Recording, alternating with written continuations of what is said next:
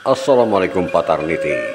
Jangan lupa like dan subscribe channel Nagari Kito YPTC Media. Wassalam. Perawatan dari Ibu itu Ibu Hilani.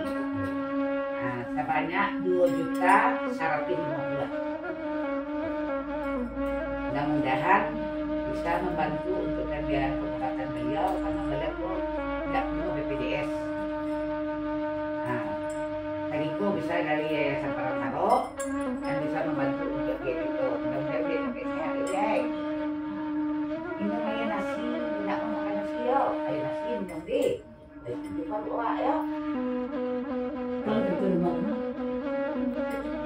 Nah, ibu. Ada video nonton. Ibu makan untuk ini.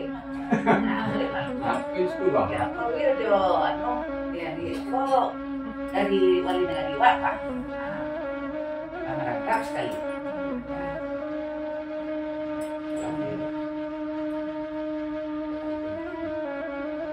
Jadi kami sebagai bapak,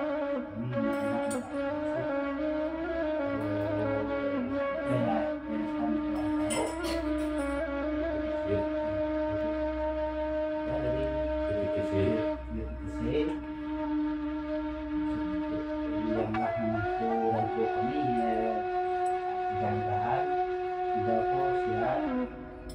menerima